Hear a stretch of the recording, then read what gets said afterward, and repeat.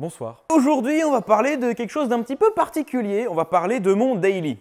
Alors, c'est une voiture que j'ai achetée pour le déménagement. Pour ce faire, j'ai donc trouvé cette voiture-là, qui est une 406 de litre HDI 110 chevaux, en version 7 places, attention, pour la modique somme de 600 € avec les papiers et le contrôle technique en règle. Merveilleuse affaire. Sauf qu'après 20 000 km, et oui, finalement, la voiture que j'ai achetée juste pour faire le déménagement, je l'ai gardée, j'ai déjà fait 20 000 km. Et là, l'entretien est à refaire complètement. Je le savais quand j'ai acheté la voiture que mine de rien c'était une voiture qui avait des bornes et qui avait un petit peu vécu. L'embrayage patine, la distribution je sais pas de quand est-ce qu'elle date et puis au final je me suis dit bon, elle a 400 000 km franchement gros, tombe le moteur et refait tout ce que tu peux faire. Bon, alors effectivement déjà niveau carrosserie c'est pas la grande joie. Quand je l'ai acheté le capot était complètement bousillé. Donc j'ai trouvé un autre capot qui était en parfait état mais dont la peinture est ni de la bonne teinte ni en très très bel état. Le pare-choc avant il est complètement mortadelle. Mais voilà, globalement voilà donc mon daily et c'est vrai que c'est gigantesque comme bagnole. Si vous avez déjà vu la 206 garée ici sous le drapeau,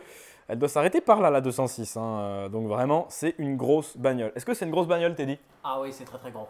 Première étape, je vais lever la voiture, vidanger les fluides. Ah oui, on démarre comme ça, c'est brut, on s'en fout, on y va. Un grand merci à notre sponsor du jour qui n'est autre que Autodoc.fr. Un grand merci à eux. La chaîne YouTube d'Autodoc est la plus grande communauté de fans de bagnoles sur YouTube. Vous trouverez des tutos, des conseils d'experts, plein de petites idées qu'on peut utiliser facilement et rapidement quand on fait de la mécanique sur ses propres voitures. Autodoc vous montrera également tous les trucs à faire et surtout à ne pas faire quand on répare sa propre voiture. Le truc vachement bien, c'est qu'Autodoc propose plus de 2500 vidéos sur comment remplacer telle ou telle pièce pour plus de 250 voitures populaires. Sur la chaîne YouTube, la mécanicienne répare les voitures dans un garage dédié avec pas mal d'outils et des zones dédiées pour expliquer le fonctionnement de chacune des pièces. Sur la chaîne YouTube d'Autodoc.fr, vous pourrez trouver plein d'astuces pour votre propre voiture pour faire vous-même l'entretien et remplacer des pièces facilement. Vous pourrez trouver les liens dans la description et juste en haut à droite.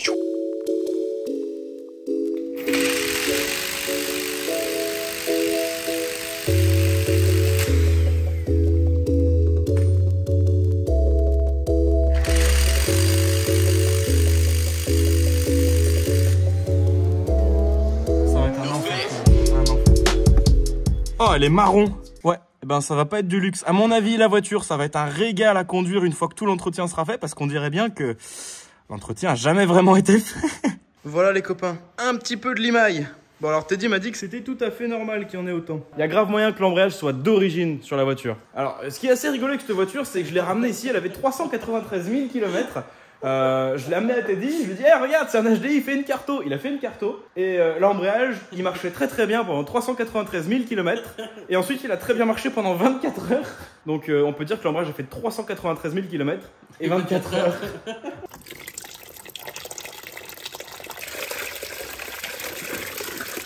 Mais c'est de la flotte. Mais c'était de l'eau.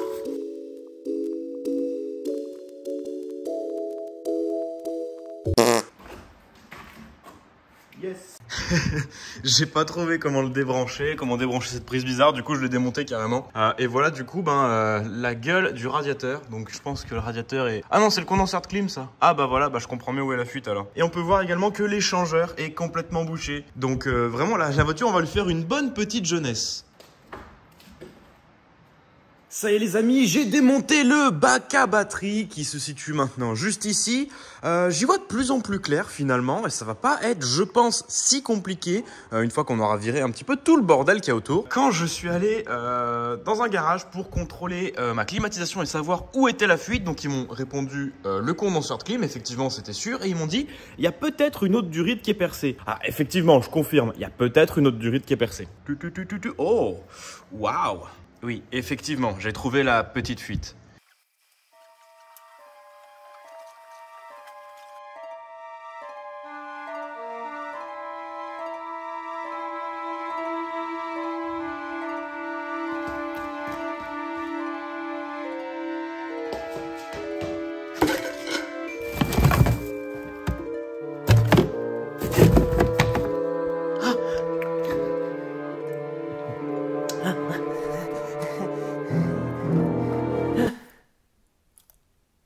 Vous êtes là? Je suis en pleine forme moi et vous? Ça fait, c'est pas parce que je joue la comédie en fait, hein. Je suis pas vraiment là depuis 3 jours et je me nourris pas des fonds de chips. Pas du tout. Ça y est les amis, j'ai donc avancé dans l'ombre sans vous le montrer parce qu'il y a beaucoup de choses qui étaient vraiment pas intéressantes et n'oublions pas que ça reste un 2 litres HDI. Le moteur est quasiment libéré, il ne lui reste plus que les deux supports moteurs de chaque côté, j'ai enlevé celui de derrière, j'ai enlevé la petite biellette anti-couple ici. Ouais, donc là il faudra juste passer un petit coup de balai parce que mine de rien, là c'était ultra galère. Bon, alors évidemment pour enlever le cardan de ce côté-là, il fallait enlever le triangle. De ce côté-là c'était assez facile, j'ai quand même dû appeler un voisin pour qu'il vienne m'aider parce que tout seul j'y arrivais pas. Donc il arrivait avec une très grande barre, d'ailleurs merci beaucoup si tu regardes la vidéo, c'était super cool. Par contre l'autre côté, il est toujours pas sorti, même avec son aide. Donc il m'a donné la petite technique de laisser le moyeu, le pivot sur le triangle. Donc là, il y est toujours, hein, impossible de le sortir. De retirer l'amortisseur, carrément, pour pouvoir tirer le moyeu et enfin retirer le cardan. Je pense qu'il est temps de passer un petit coup de balai et on se retrouve quand j'installe la chèvre sur ce moteur. Yes. Comme indiqué précédemment, il ne restait plus que deux supports moteurs à retirer. Celui-ci côté boîte de vitesse que j'enlève très simplement avec deux vis Torx et un gros écrou de 18. On peut voir que le moteur se décale quand je le retire. Et enfin, le côté distribution, 3 vis sur le moteur, un gros écrou pareil sur la voiture. Et une fois que c'est sorti, on peut tirer le moteur. Alors là, cette séquence-là durait 11 minutes. Je l'ai accéléré à 5000% pour vous le raccourcir. Donc sortir un moteur en 3 secondes, c'est possible. Ouais, c'est déjà le jour 3 de cette vidéo 406. Maël est là. Bonjour Maël. Bonjour. Teddy est là-bas. Bonjour Teddy. Alors Teddy est en train de bricoler sur une autre 206 dont on vous parlera peut-être plus tard si on a envie. Mais pour l'instant, le sujet c'est ceci. Alors ici on a une petite liste de pièces que d'ailleurs Autodoc nous a très gentiment envoyé. Le petit code promo PDLV qui fait plaisir si vous avez envie de passer commande sur autodoc.fr. D'ailleurs Autodoc qu'est-ce que c'est? C'est juste un très grand catalogue de pièces automobiles qui vend absolument tout ce que vous voulez. Il suffit de taper votre plaque d'immatriculation, il vous donne toute une liste avec différentes marques. Et let's go, c'est parti, vous avez tout ce que vous voulez. Alors, qu'est-ce qu'ils nous ont envoyé de bien beau? Alors non, ça c'est des pièces de la casse. On a donc un turbo qui a 135 000 km, une pompe HP qui a 130 000 km, enfin 135 du coup, et un échangeur qui a l'air en bon état que j'ai récupéré à la casse. Et Autodoc m'a envoyé tout ceci. Alors, on a donc un kit distribution SKF, un kit accessoire. Ça c'est les joints SPI moteur. Là c'est un joint SPI qui est derrière le volant moteur. Là on a le joint de cache culbuteur, le filtre à huile forcément, les joints SPI de différentiel, les vis de volant moteur avec le frein filet, le guide d'embrayage et on doit avoir un kit d'embrayage qui est quelque part, je sais pas où, peut-être dans un carton là-bas. Voilà, il est là. Et le kit embrayage complet. Donc on va commencer très simplement par démonter la boîte des vitesses et on pourra donc voir l'état de l'embrayage et voir un petit peu s'il y a de l'huile partout ou pas. Bon, on va voir. Hop là. Faisceau sorti. Voilà. L'accouchement s'est bien passé, monsieur? C'est bon. Ok. Ça y est, la boîte de vitesse est tombée et là maintenant on est devant le mécanisme d'embrayage avec sa butée. Par contre, je viens de voir quelque chose d'assez amusant, enfin pas trop. C'est-à-dire que normalement, ça c'est censé être fixé sur le volant moteur et ça l'est, c'est pas un problème. Par contre, quand je bouge le mécanisme d'embrayage, il bouge, il n'est pas censé bouger. Ça, c'est un volant moteur bimasse. Donc en gros, il y a deux volants moteurs, grosso merdo. Elle est complètement baisée, donc ça bouge. Normalement, on est censé avoir des symptômes qui remontent à la conduite, genre des vibrations ou du bruit. Là, on n'avait ni l'un ni l'autre, donc je vais quand même démonter pour voir à quoi ça ressemble. Mais selon moi, le volant moteur, il est complètement mort. Non, il est pas mort, ta gueule. Voilà. Ok, bon bah le mécanisme, ouais, bon il est bouffé, hein, point barre. Ça, on le savait. L'embrayage... Ah, effectivement, il est mort, hein. Ça on le savait aussi. Effectivement, il est bien lisse. Alors en effet, j'ai remarqué que la boîte de vitesse pissait par absolument tous les joints SPI. Donc première étape, nettoyage. Deuxième étape, on démonte les joints SPI fatigués et on les remplace par des joints SPI tout neufs avec la fameuse technique de « ouais, je tape dessus avec une douille qui fait à peu près la même taille, comme ça au moins je l'abîme pas trop ». Mais c'est pas recommandé. Évidemment, de l'autre côté, j'ai également changé le joint SPI qui était tout aussi fatigué et qui était lui dans ce système de cage un petit peu métallique. Donc c'était plutôt cool à voir, j'avais jamais vu. On démonte le joint SPI, on le remplace par un joint neuf, et oui, très important, sinon ça perd tout son intérêt. Et ensuite, on s'occupe du joint de carter de 5e vitesse. Alors pareil, c'était dans un très mauvais état, ça pissait par ce carter-là, donc j'ai décidé de le démonter pour pouvoir refaire le joint. Je remonte pendant ce temps-là le joint SPI de différentiel, je mets un petit coup de peinture au carter de 5 et je le remonte avec un joint tout neuf en pâte à joint. Bon, ça y est les amis, vous l'avez vu, j'ai bien bossé sur la boîte de vitesse. La boîte de vitesse est maintenant prête terminée, prête à être remontée sur le moteur. Sauf que le moteur, lui, il est très loin d'être prêt. Donc là, j'ai envie de démonter toute la partie distribution et accessoires. 20 minutes later.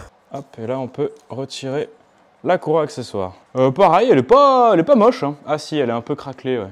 Ouais, si, elle est moche. Bon, parfait. Bon, et forcément, vu que j'arrivais pas du tout à desserrer cette foutue poulie d'ampères, qui était vraiment serrée très très fort, je me suis dit que j'allais m'occuper un petit peu des joints spi de l'autre côté du moteur. Oh, ça y est, cool. Et effectivement, ce joint spi avait vraiment besoin d'être changé. Regardez un petit peu la gueule du moteur, ça pissait l'huile. Voilà, après un petit nettoyage, et voilà comment on remet un joint spi. Ah bah non, j'ai oublié de filmer. Ah, je crois que c'est bon. Ah, ça y est les copains, le volant moteur est remonté, on a serré ça au couple. Maël est venu m'aider, il est juste derrière. Coucou Maël. Regardez, c'est Maël. Voilà, je vais zoomer. Yes, il fait de l'haltérophilie mi. Installation du nouvel embrayage grâce à un petit centreur Valeo qui n'est pas de la bonne taille. Bon, j'aurais dû filmer parce que, ben voilà, c'est la deuxième douille KS Tools que je pète en Torx 40. C'est la deuxième qui pète alors que c'est pas serré fort, ça. Je mets quoi? Si je mets 30 newtons dans la clé, c'est le bout du monde. Hein. En ce qui concerne la poulie d'ampères, on a réussi à y venir à bout avec un mec qui tient le moteur et un autre qui appuie sur une très grosse barre. Coup de péteuse pour finir de sortir la vis. Et enfin, la bonne surprise du moment. Ah ouais, ils en ont mis partout là. Oh, elle a été changée? Bah oui, elle est neuve. Et voici une exclusivité mondiale, les démontages du cache distribution, juste avant la vraie surprise. Regardez-moi ce désastre. La courroie, franchement, là, je lui donnais même pas 10 000 km et elle pétait. Bon, peut-être pas. Peut-être que ça allait tenir encore 800 000 bornes. Mais à mon avis, elle est vieille. Elle a peut-être pas forcément beaucoup de kilomètres, mais à mon avis, elle est très très vieille. Pour que ça sèche comme ça, c'est que vraiment... Alors, fun fact, peut-être que vous l'apercevez là sur cette vidéo, mais il y a autant d'huile qui fuit à cause des joints morts que de morceaux de courroie un peu partout sur le moteur. Et au démontage de la pompe à eau, on se rend vraiment compte de la couleur du liquide de refroidissement transparent. Voilà. Moi perso, je l'ai jamais fait de ma vie, ça peut geler, mais là, c'était vraiment de l'eau. Petit coup de nettoyage sur le moteur. Dans les précédentes vidéos, vous m'avez demandé ce que c'était comme produit que j'utilisais. C'est tout simplement du nettoyant frein. Et en haut, regardez, je démonte la poulie et on voit que c'est plein d'huile. Il faut changer ce joint spi. Encore une fois, voilà ma procédure habituelle. Je perce le joint avec une toute petite mèche, je viens visser une vis à bois, je tire avec une pince, et voilà. Plutôt facile finalement. Je fais exactement pareil pour celui du bas, c'est-à-dire celui du vilebrequin. Pour réenfoncer celui du bas, j'utilise un petit assaut de bois que je tapote très gentiment, et puis ça marche super bien. Avant de démonter le collecteur d'échappement et son turbo, je fais la vidange du moteur, chose que j'ai toujours pas faite pour éviter d'en foutre partout. S'ensuit donc la dépose des deux collecteurs afin d'y voir un petit peu plus clair et de pouvoir nettoyer l'arrière du moteur. Bon, alors comme je vous l'ai dit plus tôt dans la vidéo, les 4 injecteurs sont complètement collés par du goudron parce que les joints fuyaient. Et j'ai jamais rien remplacé, donc je le savais et je me suis dit je vais laisser traîner un peu le problème. Sauf que là maintenant les injecteurs sont vraiment collés. Genre même lui qui est sorti, à la main je peux même pas le tirer. Genre faudra que Teddy tire je pense pour moi, parce que là c'est vraiment pas possible. Avec la technique de la clé Allen qu'on met en dessous. Mais ça marche hein. Bon il faut juste une grosse clé, parce que j'ai essayé avec une autre plus petite et elle a cassé net. Oh là là, ça m'a pété. Oh c'est abusé. Bon, étant donné qu'il était vraiment difficile, voire impossible de sortir les injecteurs, j'ai mis du dégrippant et je suis parti sur la partie accessoire. Une fois que le dégrippant a suffisamment fait effet, c'était relativement facile de sortir tous les injecteurs, j'ai donc pu tous les nettoyer. Alors oui, là aux images ça a l'air plutôt impressionnant, mais il n'y a pas de secret, c'est que de l'huile de coude et du papier à poncer. Pour un résultat optimal, j'ai également dû refaire le siège des injecteurs avec un petit kit fait exprès. Tout ça, ça m'a pris un petit peu de temps, mais au moins je suis sûr que les joints d'injecteurs neufs ne fuiront pas à l'avenir. Ensuite, j'ai jeté mon dévolu sur le cache culbuteur pour changer le joint et surtout lui mettre un petit coup de nettoyage. Mais j'avoue que ça m'a surtout permis de vérifier l'état des arbres à cam pour voir si c'était pas rayé, comme sur le premier moteur de ma 206. Et bonne nouvelle, c'est tout parfait. Remontage, nettoyage, let's go. Remplacement de la pompe haute pression par une pompe qui avait quasiment 300 000 km de moins, ce qui n'est pas négligeable. Il est maintenant l'heure de la distribution, donc je commence par remettre la poulie d'arbre à cam, enfin je la serre en tout cas au milieu, pas les 3 écrous sur le côté, attention c'est très important. Ensuite, préparation de la surface pour la nouvelle pompe à eau, je pose également la nouvelle pompe à eau. Alors pour moi, ce que j'aime bien faire, c'est utiliser le joint papier, mettre de la pâte à joint des deux côtés et serrer la pompe à eau par-dessus. Ensuite, je mets la nouvelle courroie de distribution dans l'ordre préconisé par Peugeot et ensuite on passe à la vraie distribution. Vous allez voir, c'est rigolo. Et je vais maintenant suivre cette petite notice, je ne sais pas exactement comment ça s'appelle, qui donne la procédure précise. Et ce qui est assez rigolo avec cette procédure, c'est qu'elle donne des valeurs de tension en Hertz. Par exemple, là, pour le premier serrage, il nous demande d'avoir 131 Hertz plus ou moins 2. Et là, par exemple, bon, j'ai fait ça à l'asboob, hein, regardez bien.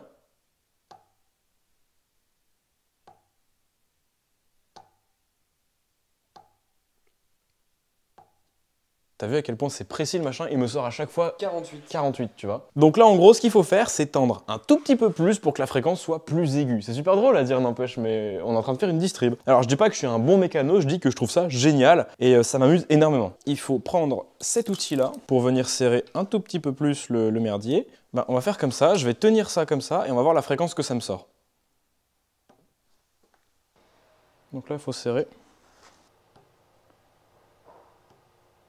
Non, c'est ça, 131 là. Parfait.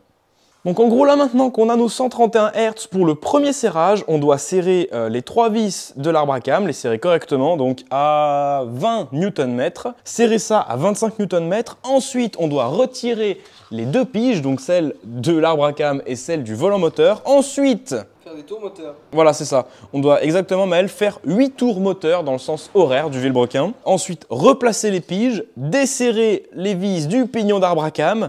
C'est très précis. Hein. Ensuite, on doit desserrer le galet tendeur. Ensuite, on doit refaire une tension à 80 Hz, resserrer tout à nouveau et refaire 8 tours moteur. T'as vu la complexité du truc?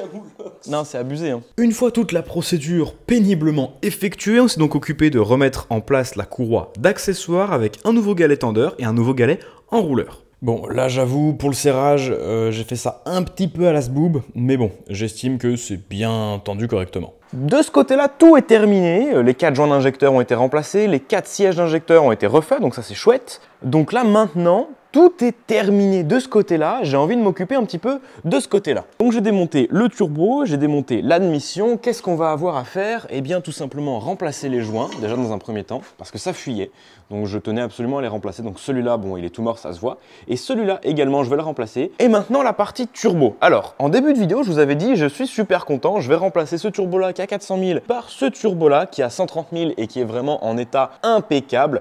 Sauf que vraiment, en les regardant de très près, on se rend compte qu'ils sont totalement différents. De base, ce sont les mêmes turbos. Celui-là peut être monté sur un 90 chevaux et celui-là peut être monté sur un 110 chevaux, parce que ça vient d'une 206-90 et celui-là vient de la 406-110. Seule différence vraiment entre les deux turbos, ça va être la gestion de la pression. La pression ici est gérée de manière pneumatique, donc on a une durite, celle-là précisément, qui part du turbo et qui va jusqu'à une électrovanne qui est dans la baie moteur. C'est la cartographie qui gère la pression. Sur 90, c'est totalement mécanique. La wastegate est reliée au turbo et on a ici un réglage mécanique de la wastegate. On a également l'inclinaison du turbo qui change. Là, les deux ont le plan de joint qui est parfaitement droit. On peut voir que ce turbo-là de 406 remonte beaucoup plus et celui-là est beaucoup plus droit.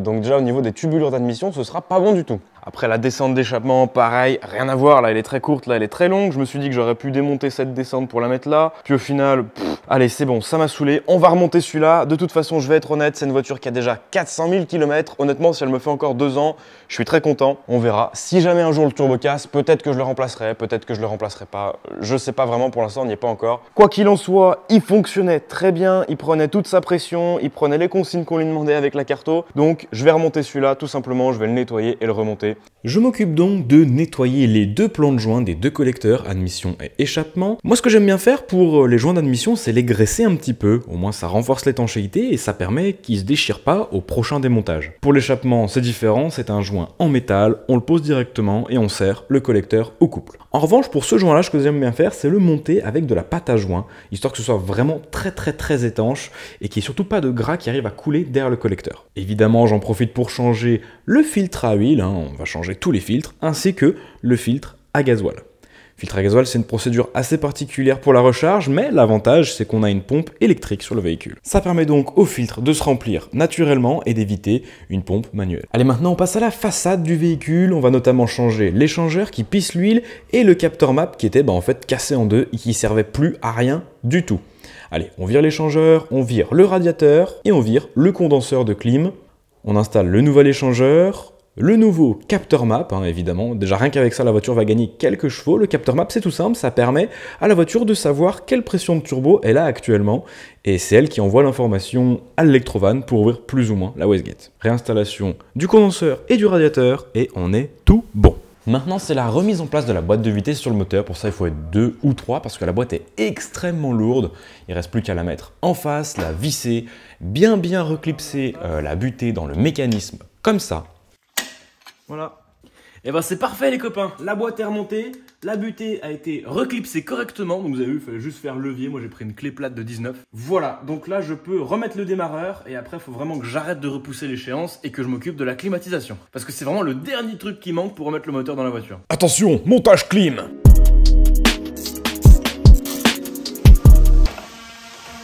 Et le bruit que vous entendez en fond, c'est la raison pour laquelle je fais beaucoup de voix off, l'isolation est mauvaise et les voisins sont bruyants. Je veux déménager.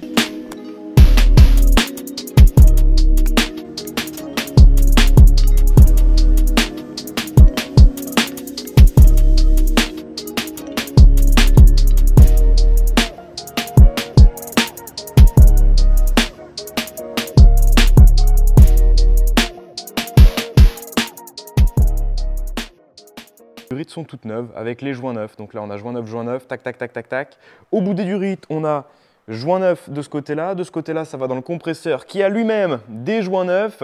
Et ensuite on a la petite durite là qui part du compresseur qui va jusque dans le condenseur, joint neuf. Techniquement le système de clim sera fonctionnel. J'ai acheté la voiture sans la clim. Bon je vous l'ai déjà expliqué pourquoi. J'ai envie de vous le remontrer parce que ça m'amuse vraiment beaucoup. Je vais me faire un maxi zoom. Incroyable. Je suis vraiment content parce que mine de rien, c'est une voiture qui m'a rendu de très fiers services. Plus de 20 000 km parcourus cette année. On remet le moteur. Ok, donc là, mon idée, c'est de peut-être d'abord passer la boîte de vitesse dans ce sens-là. A priori, ça a l'air good. Ok, on va le pousser un peu là-bas. Comme ça. Là, le turbo est passé. C'est pas si mal. Là, on peut pousser. Reste là. Ah non mais le bruit putain c'est insupportable, je peux plus là. Anthony perd patience. Comment c'est énervant! Je suis vraiment désolé pour le bruit ambiant, même pour moi c'est insupportable, c'est en train de me tendre les nerfs, c'est un truc de fou. Bref, donc là ça y est, le moteur est quasiment à sa place. Non, le but ça va être de le centrer. Alors vous voyez, en bas, si je zoome comme ça, voilà, là on a une petite fourchette et là on a le support anti-couple. Il faut que l'anti-couple rentre dans la fourchette et il faut également que ici ce soit en face de ici. Donc là il faut que ce soit là. Ok, l'anti-couple est pile au bon endroit. Ça c'est excellent. Bon là clairement il était tard, j'en avais marre du bruit, j'ai arrêté de filmer. Voilà, je suis honnête, ça m'a pété les couilles, hein. Vraiment ça m'a pété les couilles. Et là c'est le grand moment les copains. Là c'est le grand moment. Le moment tant attendu où je me dis que je peux faire ça. Et que le moteur reste dans la voiture. Ah merde, il y a le cric aussi. Hop, je peux tirer ma chèvre. Moi, je resserre les 3 supports moteurs correctement et ensuite, on se retrouve pour, je sais pas, la mise en fluide par exemple. Comme tout projet de qualité, j'avais ma petite coupole, vous savez, dans laquelle je mettais absolument toutes les vis sans noter ce que c'était. Et je trouve que juste 2 vis restantes, ça passe. Il y a une vis de 13, je ne sais pas ce que c'est, et il y a une beaucoup plus grosse vis de 16 ou 17. Ça a l'air un peu plus important comme vis, mais je ne sais pas ce que c'est. Donc si vous avez des idées, dites-le moi en commentaire. Huile.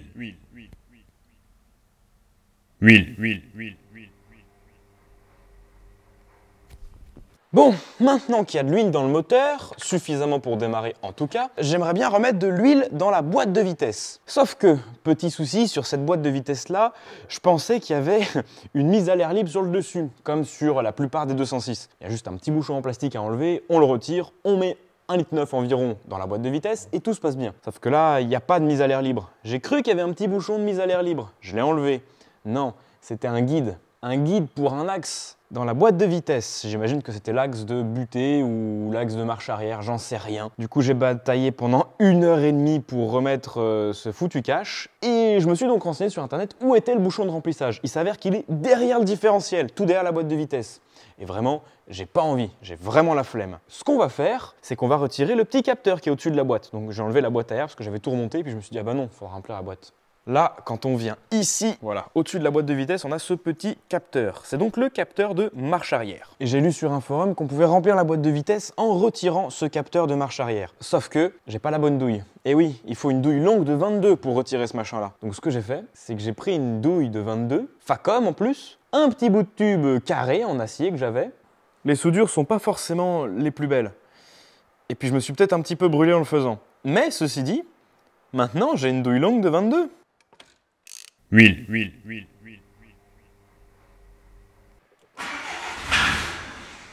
Ça a fait un bruit bizarre, non? Elle n'était pas censée démarrer, elle a démarré au quart de tour, elle n'était pas censée démarrer, les 4 injecteurs sont débranchés. Je vais réessayer de démarrer. Normalement, ça devrait juste charger. Peut-être qu'il y avait beaucoup de gasoil. Ah, je préfère. Bon, je vais pas trop le faire parce qu'on dirait que la batterie est un peu faible. Ok, bah écoutez, on va brancher les 4 injecteurs. J'avoue qu'à chaque fois que je redémarre une caisse, qui n'a pas tourné depuis un petit moment ou sur laquelle je viens de faire de la mécanique, j'avoue que je me chie un peu dessus.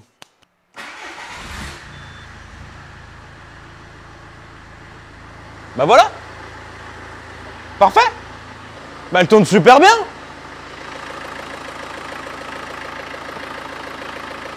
Super! Bah je sais pas trop quoi vous dire, elle démarre, elle tourne. Bien même, elle tourne bien. Voilà comment économiser 2500, peut-être même 3000 € chez un mécanicien. Ça a l'air plutôt super cool. Alors j'espère que vous m'entendez quand même, parce que c'est quand même extrêmement bruyant comme moteur, mais on va voir s'il n'y a pas de voyants qui se sont allumés. Normalement non. Ah si, il y a un voyant, 2 voyants. Alors on a le voyant moteur et on a aussi le voyant d'eau dans le gasoil. Bon ça c'est sûrement normal. Par contre le voyant moteur c'est pas tout à fait normal. Je l'ai passé au diagnostic et vraisemblablement ce serait les injecteurs le souci. Voilà pourquoi il y aurait un voyant moteur. Bon, ma théorie c'est que j'ai essayé de démarrer la voiture sans les injecteurs et qu'elle a mis un petit coup, mais non. Donc voilà à mon avis le souci. Il faudrait juste réussir à supprimer ces défauts, chose que j'ai pas réussi à faire avec ce que j'avais là sous la main. Oula! Vous avez entendu au démarrage comment ça a claqué fort? Ça fait clac clac clac. On met la première, on enlève le frein à main et on voit si ça tourne. Oh elle avance. Bon bah cool, déjà une bonne chose. J'ai des claquements dans le train avant, bon bah ça voilà, j'ai du mal à resserrer des trucs. Mais à part ça, ça a l'air de tourner hein. La marche arrière, elle marche? Oui, c'est tout bon. Sur ce, moi je vous fais des très gros bisous. J'espère que ça vous a plu. À la prochaine.